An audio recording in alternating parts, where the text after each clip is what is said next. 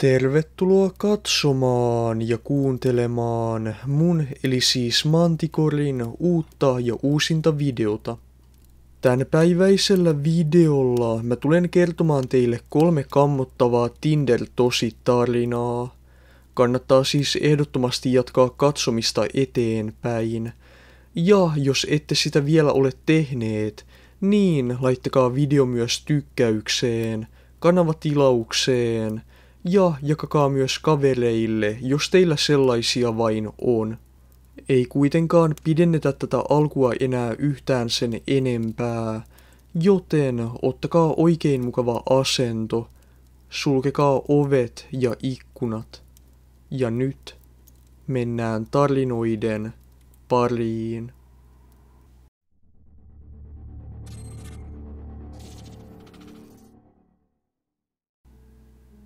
Olen 30-vuotias mies ja asun yksin ison kaupungin laidalla.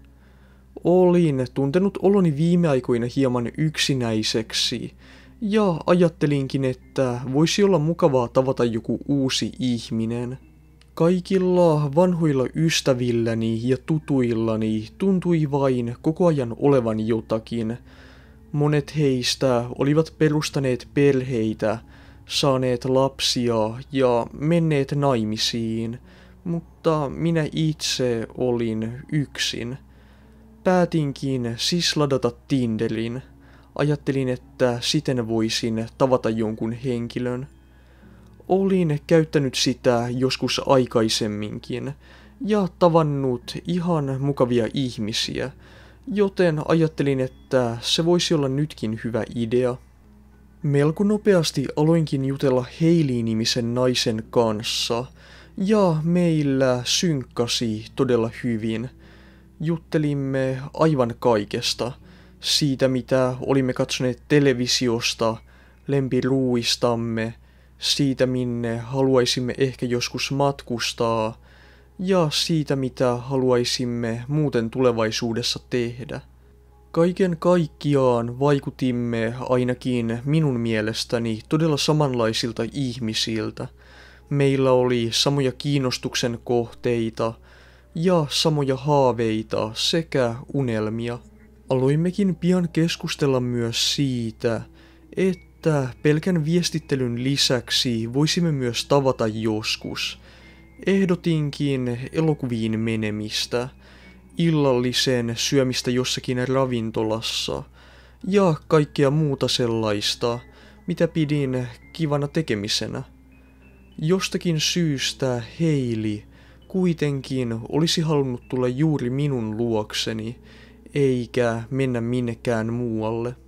Lopulta hän jopa vaatimalla vaati sitä, ja vaikutti siltä, ettei suostuisi tapaamaan, ellei pääse ensiksi käymään minun luonani, joten tietysti suostuin. Ajattelin, että kenties hän vain halusi viettää aikaa kanssani kahdestaan, ja sehän ei tietystikään haittaisi minua. Seuraavana päivänä Hailey sitten saapui luokseni. Hän kuitenkin näytti hiukan erilaiselta kuin profiilissaan olevissa kuvissa. Ajattelin kuitenkin, että kaikkihan editoivat kuviaan jollain tavalla. Ja lisäksi hän näytti joka tapauksessa todella kauniilta, joten en välittänyt siitä. Menimme vain istumaan sohvalleni ja juttelimme kaikesta. Aluksi olimme molemmat hieman hiljaisia, mutta kun juttu alkoi luistaa, niin meillä, tai ainakin minulla, oli aivan todella hauskaa. Jossain vaiheessa iltaa Hailey kysyikin, että olisiko minulla ehkä jotakin juotavaa, ja olihan minulla pullollinen viiniä kaapissani, joten kävin hakemassa sen meille, ja sen jälkeen kävin vessassa. Kun palasin takaisin, Hailey olikin jo ehtinyt kaataa minulle sekä itselleen lasilliset viiniä. En kuitenkaan itse ole koskaan ollut kovinkaan iso viinin ystävä, joten kävin vain hakemassa muutaman pullollisen olutta jääkaapista ja tarjosin myös Haileylle. Hän ei kuitenkaan ottanut. Sen jälkeen vain, jatkoimme jutteluamme ja joimme samalla. Jossain vaiheessa kello alkoi olla jo melko paljon, ja koska olin juonut useamman pullollisen olutta, sekin alkoi hieman vaikuttaa. Ajattelinkin, että olisi vain parempi lopettaa ajoissa, joten kävin viemässä loput oluet takaisin jääkaappiin, mutta samalla huomasin, että viinilasilliseni oli vielä pöydällä. Kysyin, että haluaisiko Hailey ehkä juoda sen puolestani, mutta hän ei halunnut. En myöskään ajatellut, että olisi järkevää kaataa sitä enää takaisin pulloonkaan, tai kaataa sitä pois, koska viini kuitenkin on kallista, joten päätin vain lopulta juoda sen itse, vaikken oikeastaan pitänytkään siitä. Sen jälkeen vein myös viinilasit ja viinipullon takaisin keittiöön ja palasin istuskelemaan olohuoneen sohvalle Haileyn kanssa. Siinä vaiheessa oloni alkoi kuitenkin tuntua hieman enemmän oudolta. Ajattelin sen kuitenkin vain johtuvan siitä oluesta ja viimeisestä viinilasillisesta. Lopulta minulle alkoi kuitenkin tulla myös todella väsynyt olo, enkä vain kyennyt pitämään silmiäni auki. Koitin pahoitella väsymystäni Haileylle, mutta jostakin syystä en myöskään saanut ainuttakaan sanaa suustani. Olin vain niin väsynyt. Viimeinen asia, minkä siinä vaiheessa näinkin, oli se, kun Hailey vain tuijotti minua. Ja sitten kaikki pimeni. Kun heräsin seuraavan kerran, makasin yksin makuuhuoneeni lattialla. Räpyttelin hetken aikaa silmiäni ja tunsin vihlovaa sekä polttavaa kipua koko kehossani. Vähitellen pääsin nousemaan istuma-asentoon ja katselin ympäri huonettani. Kaikki kaapin ovet olivat aukinaisia. Kaikki tavarani puuttuivat yöpöydältäni, kaappini päältä ja kaappejeni sisältä. Istuin vain siinä yksin, tuijotellen ympärilleni, ja vähitellen entistä voimakkaampi kipu iski minuun. Painoin kädellä vatsaani, jossa kipu tuntui eniten, ja tunsin jotakin märkää. Käänsin katseeni alaspäin, ja paitani oli yltäpäältä veren peitossa. Nostin sitä hiukan ylemmäs, ja näin, että kehoni oli yltäpäältä mustelmien ja haavojen peitossa. Koitin ottaa puhelimen taskustani, mutta se ei tietystikään ollut siellä. Nousin varovaisesti seisomaan ja huusin kivusta. Minua sattui aivan kaikkialle. Laitoin valot päälle ja näin, että verta oli kaikkialla huoneessani. Lattialla, seinissä, sängyn päällä ja kaapeissa. Yhteen seinään oli jopa piirretty verellä tähtimäinen kuvio. En kuitenkaan välittänyt mistään sellaisesta. Minua oksetti, minulla oli aivan kammottava olo ja tunsin kipua aivan kaikkialla kehossani.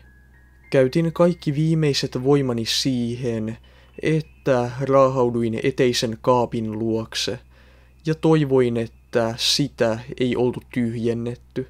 Ja minulla oli onnea. Siellä nimittäin oli vanha puhelimeni, jonka laitoin heti lataukseen. Makasin vain lattialla, odottaen, että virta palautuisi siihen. Vanhassa puhelimessani ei tietystikään ollut SIM-korttia, joten en voinut soittaa sillä yhtään mihinkään. Mutta kun sain yhdistettyä sen wifiin, sain laitettua viestin ystävälleni erään nettipalvelun kautta. Tiesin, että ystäväni seurasi sitä aktiivisesti ja oli paikalla käytännössä koko ajan, joten hän näki viestini heti ja hälytti poliisit paikalle ja ambulanssin. Jouduin sen jälkeen makaamaan lattialla vielä ehkä 20 minuuttia, mutta kun pääsin sairaalaan, minulle selvisi, kuinka vakavia vammani oikeasti olivat. Minulla oli nimittäin vatsassani ja rintakehässäni useita todella syviä pistohaavoja, ja lisäksi useita luita oli murtunut. Lääkäreiden mukaan olikin onni, että olin päässyt jo näin pian hoitoon, sillä jos olisin maannut taloni lattialla vielä hetkenkin aikaa, olisin vain saattanut vuotaa kuiviin. Poliisi koitti tietysti selvittää tapausta, sillä tällainen on todella vakavaa, mutta oikeaa tekijää ei koskaan löytynyt. Hailey oli ensinnäkin estänyt minut kaikkialla ja lisäksi käyttänyt väärennettyjä käyttäjiä ja jotakin tekoälyn luomaa kuvaa. Hän ei siis itse ollut siinä. Enkä tiedä, onko se tässä vaiheessa jo ilmiselvää, mutta Hailey oli siis laittanut jotakin juomaani, joka sai minut nukahtamaan nopeasti. Poliisi epäilee, että sen jälkeen hän oli päästänyt muita ihmisiä sisälle asuntooni ja sitten heidän kanssaan aluksi pahoinpidellyt minut ja sitten vain vienyt aivan kaiken. Tämän tapauksen jälkeen muutin muutamaa kuukautta myöhemmin. Eihän kukaan voisi enää asua samassa paikassa tuollaisen tapauksen jälkeen. Ja toinen asia, mikä on kaikille varmasti tosin sanomattakin selvää, on se, etten aikonut enää koskaan käyttää mitään deittailusovelluksia. En ikinä.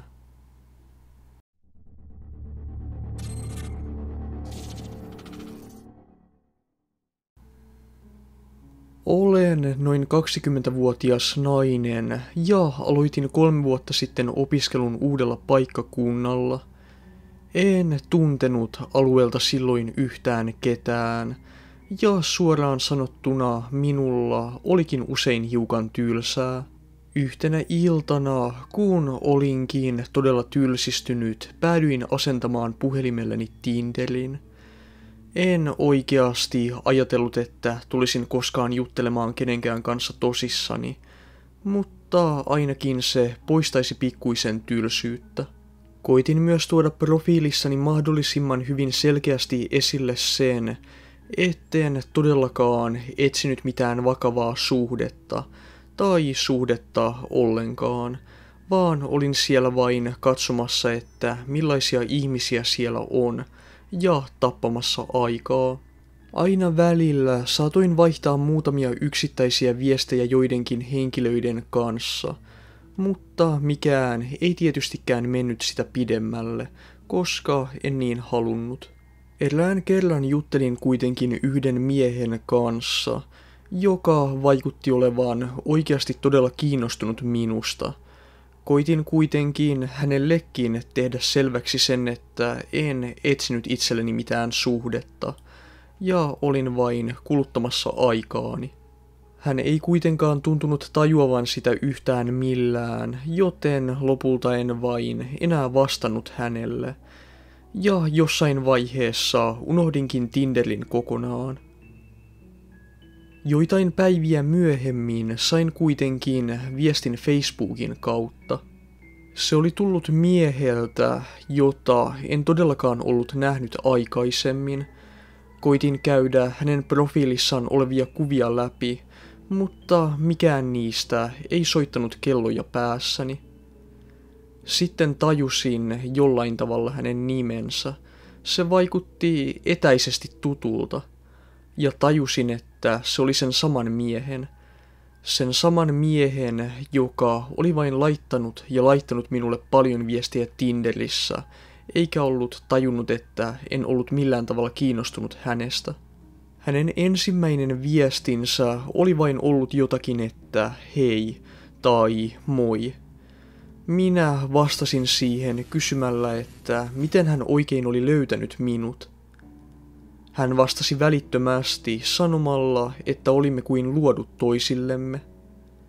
Se säikäytti minut niin pahasti, että lähdin vain kokonaan pois keskustelusta. ja koitin miettiä, että miten hän oli oikein edes löytänyt minut. En nimittäin käyttänyt Tinderissä koko nimeäni, tai sillä tavalla, että minulla oli siellä pelkästään etunimeni. Joten miten ihmeessä hän oli löytänyt minut, varsinkin kun etunimeni on todella yleinen. Ja kun katsoin Facebookissa, oli tuhansia henkilöitä, joilla oli täysin sama etunimi. Ainoa asia, minkä keksin, oli se, että Tinder-profiilissa taisi lukea opiskelupaikkani nimi, joten ehkä hän sen avulla oli jotenkin onnistunut jäljittämään muutkin tilini. Mutta toisaalta Facebookissa en ollut maininnut yhtään mitään siitä. Melko pian laittamiensa viestien jälkeen Facebookissa sama mies alkoi seurata minua myös Instagramissa ja laittoi kaveripyynnön Snapchatissa, mitä pidin kaikista oudoimpana, koska en ole jakanut Snapchat-käyttäjänimiäni yhtään missään, ja se on vain, käyttäjänimi, sillä ei ole mitään yhtäläisyyttä oikean nimeni kanssa, joten miten hän oikein oli onnistunut löytämään sen? Tässä vaiheessa aloin olla jo oikeasti peloissani, joten päätin lähettää hänelle viestin Facebookin kautta. Kysyinkin, että miten hän oikein tiesi koko nimeni ja oli löytänyt kaikki käyttäjäni näin nopeasti. Hän vastasi minulle vain lyhyesti sanomalla, että kokee meidän välillämme olevan todella syvä yhteys ja että haluaa tutustua minuun paljon enemmän.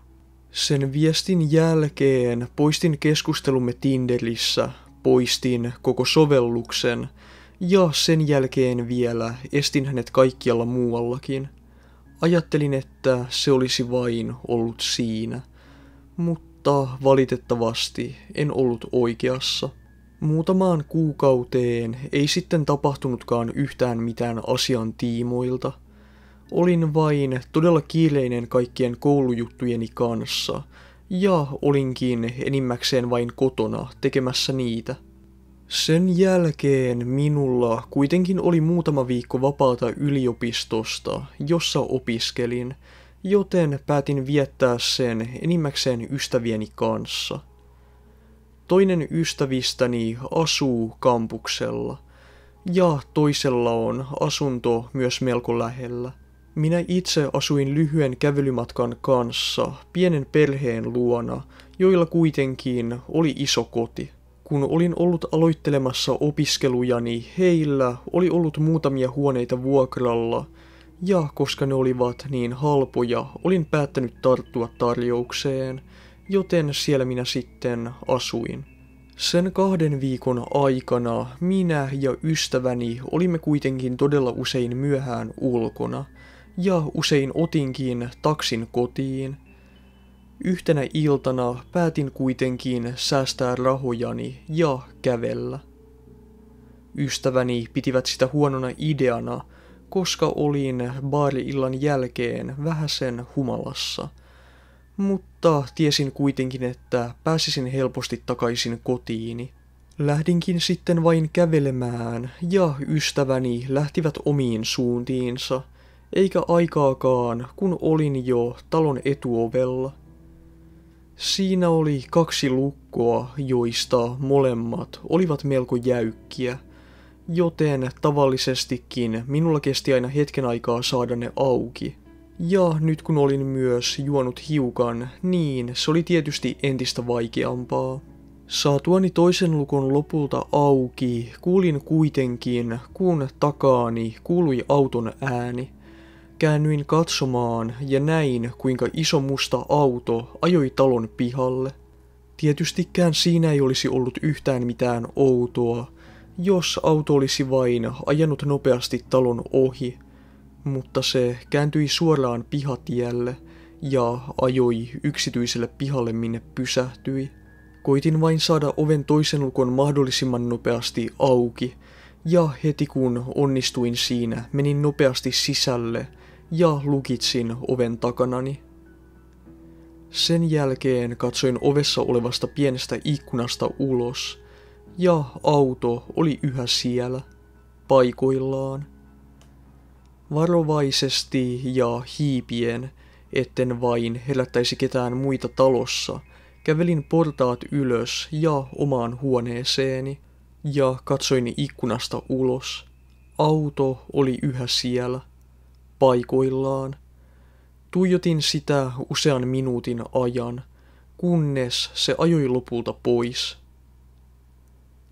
Tämän tapauksen jälkeen kesti muutama päivä, kun sain Facebookissa ja Instagramissa 2 uutta kaveripyyntöä.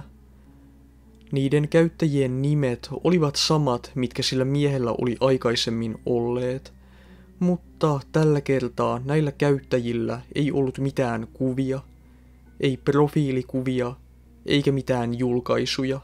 Siinä vaiheessa poistin kokonaan kaikki käyttäjäni ja tein kokonaan uudet. Se mies vain pelotti minua. Pelkäsin myös, että hän saattaisi löytää nämä uudet käyttäjäni, mutta ilmeisestikään hän ei koskaan löytänyt, tai ainakaan laittanut minulle mitään kaveri- tai seuraamispyyntöjä. Lisäksi muutamia kuukausia tästä vaihdoin opiskelemaan toiseen yliopistoon. Minua vain pelotti se mies. Voi olla, että yliajattelin täysin. Voi olla, että se musta auto yöllä ja tämä mies eivät välttämättä edes liittyneet toisiinsa millään tavalla. Mutta entä jos liittyivätkin? Entä jos hän oli löytänyt, että missä asuin? Mitä jos ne olivat se sama henkilö? Silloin olisin ollut oikeasti vaarassa. Mutta kuten sanoin, voi hyvin olla, että pelkäsin vain täysin turhaan. Mutta siitä huolimatta. Mielestäni on vain parempi olla liian varovainen kuin olla olematta varovainen ollenkaan.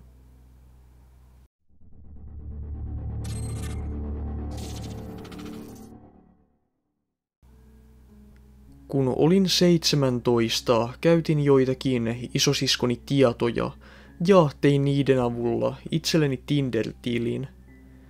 Aloin välittömästi jutella useiden henkilöiden kanssa. Halusin vain tavata jonkun, ja siinä vaiheessa lähes jokaisella ystävälläni oli jo poikaystävä tai seurustelukumppani, enkä halunnut tuntea oloani millään tavalla ulkopuoliseksi, joten minäkin halusin poikaystävän. Melko nopeasti aloinkin jutella erään todella hyvännäköisen miehen kanssa, joka oli sanonut profiilissaan, että on 18-vuotias. Mielestäni hän kuitenkin näytti hiukan sitä vanhemmalta, mutta ei sitä voi koskaan tietää. Ja lisäksi kuva saattaa vain, vääristää todella paljon. Pelkässä Tinderissä jutteleminen oli kuitenkin mielestäni, hiukan vaivalloista, joten sen sijaan aloimme jutella Snapchatissa. Useamman viikon ajan juttelimmekin todella paljon ja joka päivä, jopa useiden tuntien ajan. Jossain vaiheessa aloin kuitenkin hiukan epäillä hänen ikäänsä. Kuten sanoin, hän oli tosiaankin näyttänyt kuvissa paljon vanhemmalta. Ja lisäksi hänen tapansa keskustella ei vain, vaikuttanut niin nuorekkaalta aina, ikään kuin hän olisi esittänyt. Ehdotinkin hänelle useampaan kertaan, että jos olisimme videopuhelua yhdessä, mutta hän aina keksi jonkin tekosyyn ja kieltäytyi. Samoihin aikoihin hän alkoi myös käyttäytyä hyvin oudosti. Jos vaikkapa mainitsin, että olin koulussa tehnyt jonkin pelkästään kouluun liittyvän parityön jonkun pojan kanssa, hän vain suuttui siitä ja laittoi minulle todella aggressiivisia viestejä. Myös jos en vastannut hänelle aivan heti, hän suuttui välittömästi. Koitin selittää hänelle, että työni ja kouluni ovat vain minulle todella tärkeitä, enkä vain voi keskeyttää niitä sen takia, että vastaisin heti viestiin. Hän ei kuitenkaan pitänyt siitä yhtään. Hän alkoi vain haukkua minua, sanoa miten olin hirveä ihminen ja ansaitsisin olla yksin koko loppuelämäni ajan. kerroin hänelle välittömästi, etten pitänyt siitä, että minulle puhuttiin sillä tavalla, ja koitin pahoitella, jos olin loukannut hänen tunteitaan jollakin tavalla. Sen jälkeen hän kuitenkin laittoi viestin, mikä sai minut estämään hänet.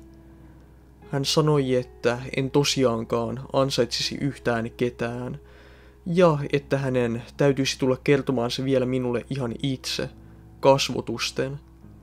Sitten hän lähetti minulle osoitteeni.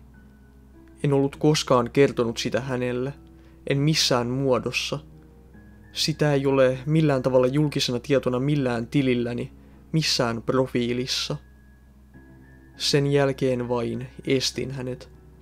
Poistin Tinderin ja myös muutaman muun sosiaalisen median käyttäjäni. Kaikeksi onneksi en ole kuullut yhtään mitään siitä miehestä enää sen jälkeen, mutta siitä huolimatta minua pelottaa hieman. Hän tiesi osoitteeni. Ja jos hän haluaisi, hän voisi vain tulla tänne, eikä mikään estäisi häntä. Lisäksi olen myöhemmin saanut myös tietää, että hän oli melkein 30-vuotias. Kävin vain läpi sosiaalisen median tilejä ja löysin sattumalta hänet. Siellä hän sanoi olevansa 29-vuotias, vaikka minulle hän sanoi olevansa 18.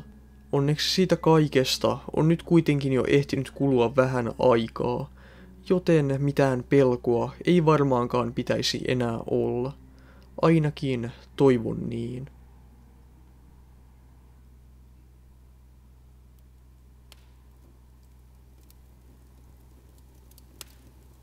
Todella iso kiitos siitä, että olette jaksaneet katsoa tämän videon tähän asti, eli siis aivan kokonaan.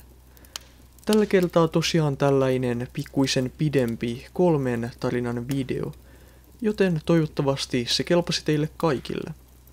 Kertokaa myös ehdottomasti kommenteissa, että mikä näistä oli teidän mielestä pelottavin tarina, koska mua kiinnostaisi kuulla se. Mutta joo, mä tosiaan palasin tässä noin 10 päivän Euroopan matkalta, jossa mä ja mun tyttöystävä mentiin eka bussilla. Bussilla lähdettiin Suomesta tuonne Puolaan, Varsovaan, Tallinnan ja Viron kautta. Sitten Viron, Latvian ja Liettuan läpi ja sitten Puolaan ja sitten sieltä parin päivän päästä Saksaan. Ja Saksasta sitten takaisin bussilla. Ja tää koko matka tosiaan tehtiin muutamaa lyhyttä osuutta lukuun ottamatta bussilla. Ja mä en suosittele sitä kellekään. Tai siis bussi on matkustustapana ihan hyvä. Mutta sanotaan vaikka sillä tavalla, että kun istuu 41 tuntia bussissa, niin se ei ole kivaa. Vai onko se kivaa? Ei, se ei ole kivaa. Joten, ja sanotaan vaikka myös sillä tavalla, että lentäminen olisi maksanut saman verran tai jopa vähemmän kuin se bussilla matkustaminen. Joten joo, tällainen avautuminen tähän videon loppuun vielä. Se bussissa istuminen oli omanlaisensa kauhutarina ja vieläpä tosi tarina, jonka mä itse koin. Tai me koettiin, joten joo. Mutta joo, ei siitä sen enempää. Jos jotakuta kiinnostaa kuulla enemmän matkasta, niin voi kysellä kommenteissa, niin mä voin kertoa jotakin. Niin kuin mä jollekin itsestaisinkin jo kertoa. Mutta joo, ei kai tässä sitten enää sen enempää. Joten vielä kerran iso kiitos, kun katsoitte videon tähän asti. Mutta nyt se olisi mun osalta. Hei hei. Joten seuraavaan viikkoon kiitos ja hei.